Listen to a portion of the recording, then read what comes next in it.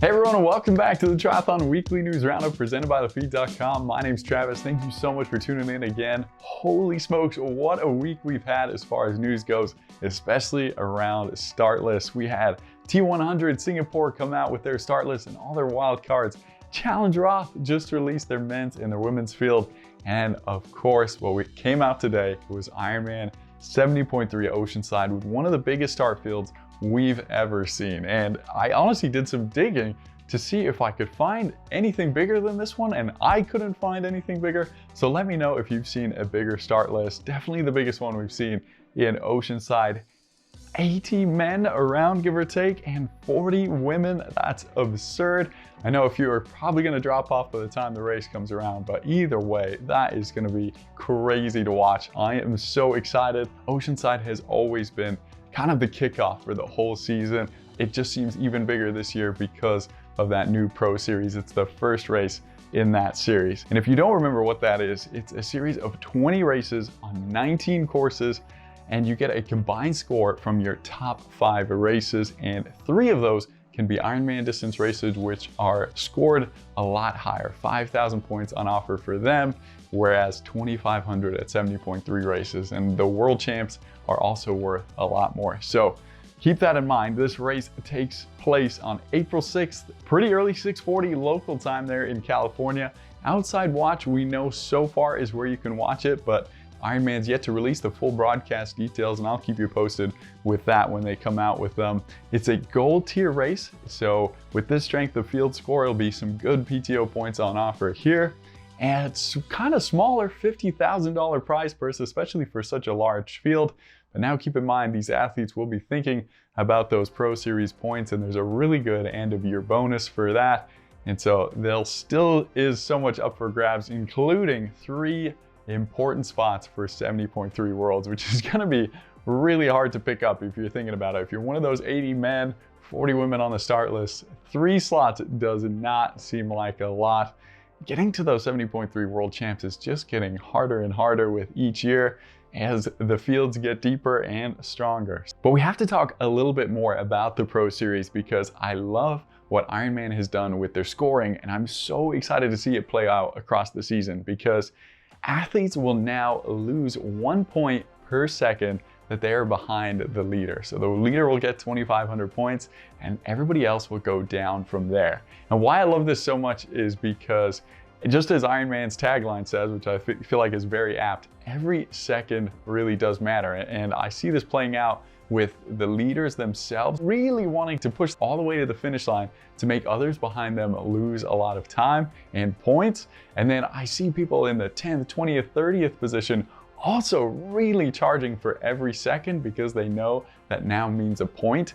And it gets even more exciting as the races go on. And then by the end of the season, we will know exactly how much one athlete has to beat another athlete by in order to finish a certain position or win the overall Pro Series. I think that could be really interesting to watch. For example, if Patrick Lange and Joe Skipper are both racing in the last race of the year and Joe has to beat Patrick by a certain amount of time to become the Pro Series champion, I think that could be fascinating to watch. And I think it gives a lot of further commentary to talk about.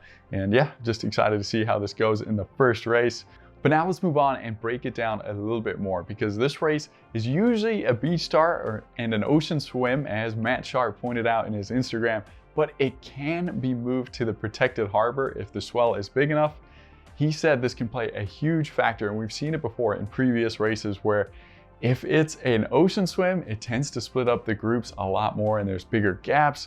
But if it's in the harbor, it tends to go the other way around and there are big groups heading out onto the bike course. So we'll be keeping a close eye on that, and especially with such a big field, I wonder if there's going to be any gaps at all, even in an ocean swim, unless you're in the very, very front pack. So that'll be fun to watch, especially on the men's side, I think. And then that bike course heads out into Camp Pebbleton, which is an active military base where there's no course preview or riding before the race begins, which makes it a super interesting one. And actually there's a section of the race where there's a 25-mile-an-hour speed limit and no passing zone. So it is a really unique race in that regard. But then the run is just amazing alongside the coast. So good with spectators. It's always packed. and it's such a great atmosphere. But let's take a closer look at that men's start list and who I'll be watching for to be running on that beautiful run course. And I just have to take you back to last year. Remember, Leo Berger came up and stole the show.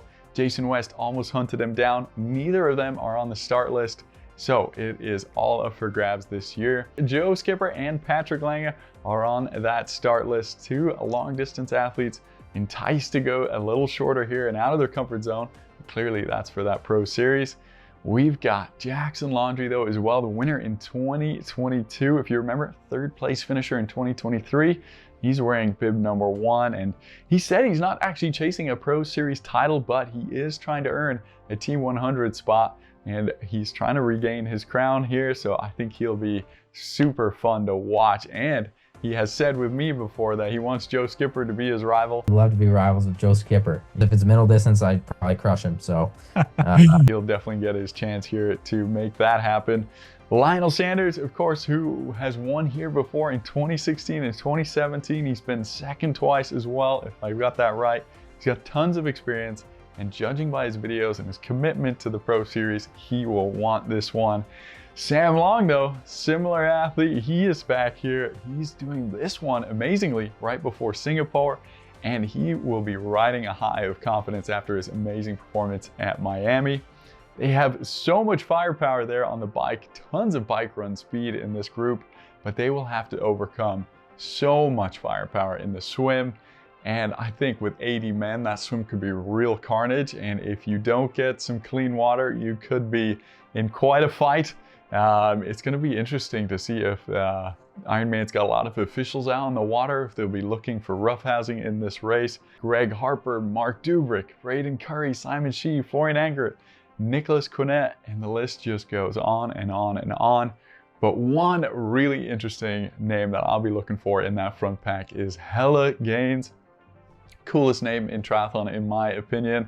He's a 2016-2020 Olympian. If you don't know him, he's won 2 WTCS races in Abu Dhabi and Montreal, and he's actually raced 170.3 before against Lionel Sanders, no less, at 70.3 Indian Wells, where he got 3rd place, but he had a 5-minute penalty on the bike, and he probably could have competed for the win if he didn't have that.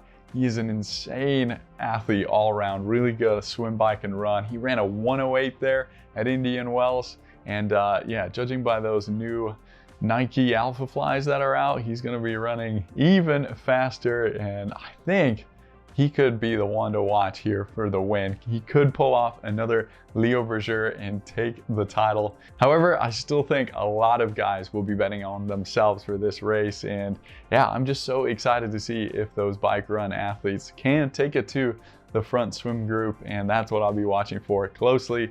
I'll also be super interested to see who comes away with the fastest run split, because there are some brilliant runners in the field. My guess is probably Mark Dubrick right now. He's kind of an underrated, incredibly fast runner. And Patrick Lange, I want to see if he can pull off a fast run at the 70.3 distance. We know he's going to be chasing a sub 2:30 marathon this year, but can he translate that to the half marathon? And immediate dark horses I'm looking for in this race, just to keep your eye on from the start list, is Florian Angert. Didn't have a great year last year, but he's got a lot of potential, as well as South African Nicholas Quinet, who is a phenomenal swimmer, biker, and I'm looking to see him put a run together, and he could surprise a lot of us. So we can move on to the women's race with that. And wow, 40 women here, almost as much as 70.3 worlds, and there's quite a few pro rookies here who could make a big name for themselves. But the headline coming in is that 2022 winner Taylor Knibb is on the start list, and my guess is that is because she is looking ahead to the 70.3 world champs in Taupo to defend her title. But Tamara Jewett, last year's winner, she'll be looking to repeat her performance that beat Chelsea Sodaro. Fenella Langridge is here, and we know she's all in on the Pro Series this year. She's already been here actually earlier, training before and shooting some content with Ironman, so I think she'll be in great form.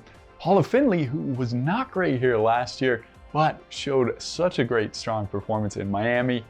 I'm excited to see her even better at this race.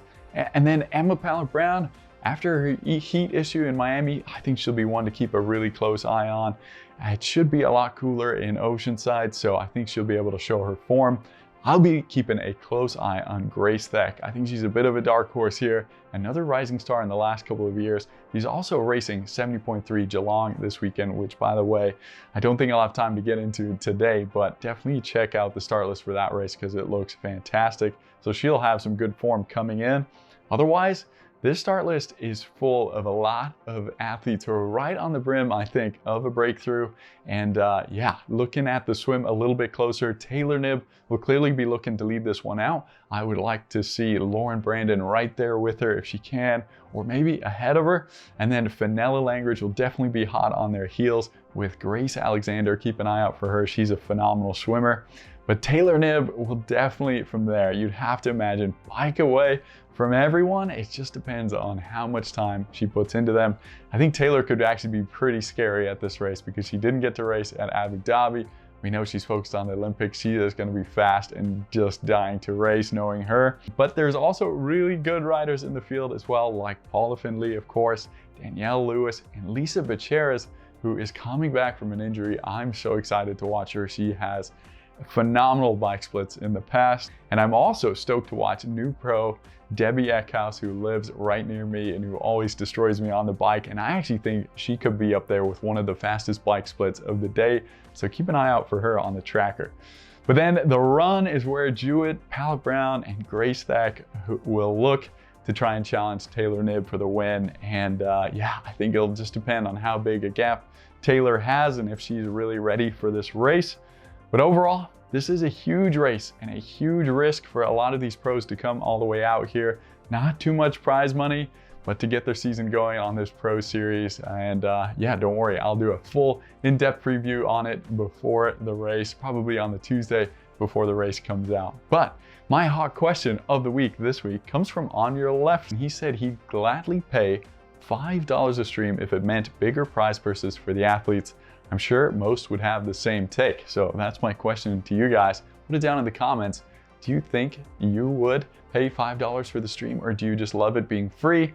My thought is I personally would definitely pay $5 to watch it, especially knowing it would increase the prize purse. But would that be a barrier of entry for a lot of people to watch the race? So that's my question to you guys. Let me know down below. Thank you guys so much for tuning in. For those of you who support me above and beyond, you know who you are. Damian Oliver, I am looking at you. We will see you guys in the next one. Have a good one.